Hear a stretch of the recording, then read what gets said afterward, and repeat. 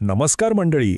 जरा विचार करा, आयुष्यातल्या सगळ्यात मोठ्या सगळ्यात महत्त्वाच्या प्रश्नाचं उत्तर शोधायची संधी मिळाली तर. आज आपण अशाच एका राजाची गोष्ट ऐकणार आहोत ज्याने हे उत्तर शोधण्यासाठी एक असाधारण, एक अविश्वसनीय प्रवास केला. चला तर मग सुरुवात करूया राजा नेमीच्या या दिव्य प्रवासाला. तर ही गोष्ट आहे एका राजाची. त्याच्या मनात ना फक्त एकच प्रश्न घोळत होता. एक असा गहन प्रश्न की ज्याचा उत्तर शोधायला तो निघाला, आणि हा प्रवास त्याला थेट मानवी जगाच्या पलीकडे घेऊन गेला. आणि तो प्रश्न काय होता माहितीये? उत्तम आयुष्य जगण्याचा सगळ्यात चांगला मार्ग कोणता? खरं तर हा प्रश्न आपण सगळेच कधी ना कधी स्वतःला विचारतो, नाही का? पण फरक इतकाच होता की राजा नेमीने याचं उत्तर शोधायचंच असा पक्का निर्धार केला होता. आणि याच उत्तराच्या शोधात तो कुठे पोहोचला? त्याने फक्त आपलं राज्यच नाही पालथं घातलं, तर थेट स्वर्ग आणि नरकाची सफर केली. चला तर मग आपणही त्याच्या या अद्भुत प्रवासाचे साक्षीदार होऊया. तर कथेची सुरुवात होते राजा नेमीपासून.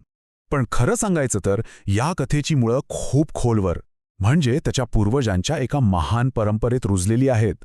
ही फक्त एका व्यक्तीची गोष्ट नाहीये, ही गोष्ट आहे एका संपूर्ण सद्गुणी राजवंशाची. आकडा ऐकून आश्चर्य वाटेल, 84,000. हो, तुम्ही अगदी बरोबर ऐकलंय. राजा नेमीच्या आधी त्याच्या वंशात तब्बल 84,000 राजांनी एकाच सद्गुणी मार्गाचं पालन केलं होतं. आणि त्यांची परंपरा तर कमालीची होती. बघा, प्रत्येक राजा अगदी न्यायाने राज्य करायचा, पण ज्या क्षणी डोक्यावर पहिला पांढरा केस दिसला की ते लगेच सिंहासनाचा त्याग करायचे आणि थेट तपस्वी बनायचे. विचार करा, त्याग आणि कर्तव्याची केवढी मोठी आणि अनोखी परंपरा होती. आणि हीच परंपरा पूर्णत्वास नेण्यासाठी जन्म झाला राजकुमार नेमीचा. त्याचं नाव नेमी ठेवण्यामागेही एक खास कारण होतं.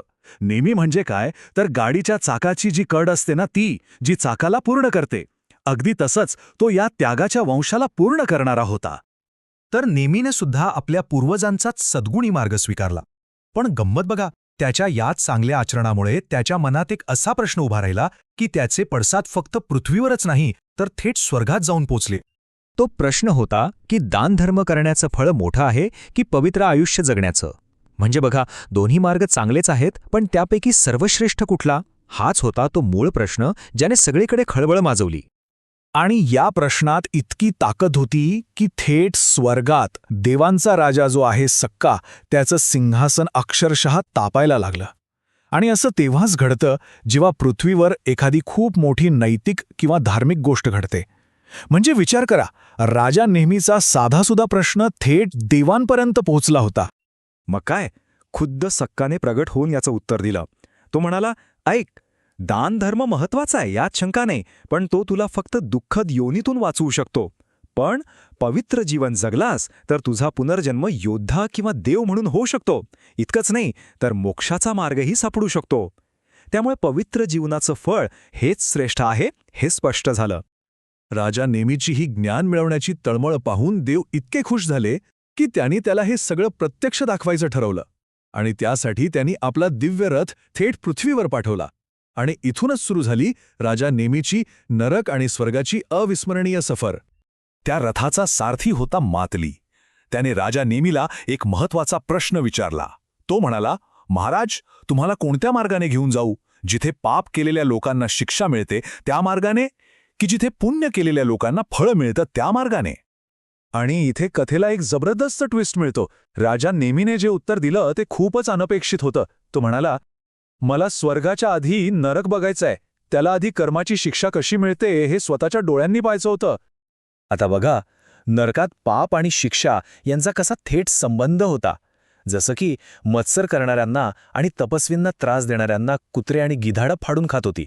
जे लोक धान्यात भेसळ करायचे ते तहान लागल्यावर जे काही पाणी प्यायचे त्याचा लगेच भुसा व्हायचा. आणि बाजारात लोभाने व्यवहार करणाऱ्यांच्या जिभेला माशाला लावतात तसा गळ लावलेला होता. म्हणजे कर्माचं फळ किती भयानक आणि अटळ आहे हे यातून स्पष्ट दिसत होतं. कर्माची ही भयंकर बाजू पाहिल्यानंतर आता वेळ आली होती नाण्याची दुसरी बाजू बघायची, म्हणजेच चांगल्या कर्माचं सुंदर फळ. प्रवासाची दिशा आता नरकातून थेट स्वर्गाच्या वैभवाकडे वळली. मग मातली राजा नेमीला स्वर्गात घेऊन गेला. नरकाच्या त्या भयाण अंधारानंतर हा अनुभव अगदीच वेगळा, तेजस्वी आणि डोळे दिपवणारा होता. आणि चांगल्या कर्मांची फळंही तितकीच सुंदर होती.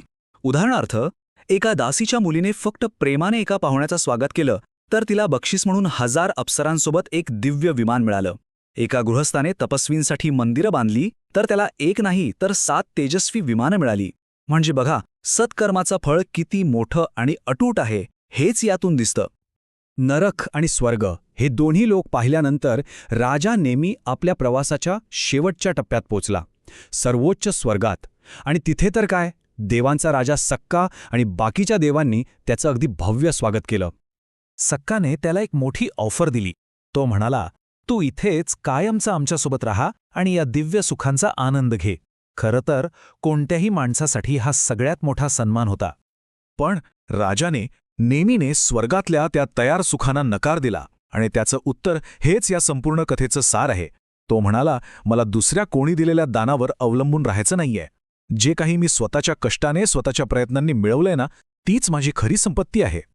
आणि मग काय, राजा नेमी आपल्या राज्यात परत आला. त्याने लोकांना स्वर्गात जाण्याचा खरा मार्ग शिकवला. आणि मग आपल्या पूर्वजांच्या परंपरेप्रमाणे डोक्यावर पांढरा केस दिसताच त्यांनीही सिंहासनाचा त्याग केला आणि तो तपस्वी बनला. म्हणजे बघा, आयत्या मिळालेल्या स्वर्गापेक्षा त्याने स्वतःच्या कर्माचा मार्ग निवडला. आणि आता जाता जाता एक प्रश्न तुमच्यासाठी.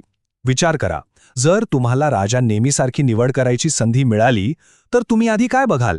कर्माची शिक्षा बघायला नरकात जाल की कर्माचं फळ बघायला स्वर्गात? तुमची निवड तुमच्याबद्दल काय सांगते यावर विचार नक्की करा.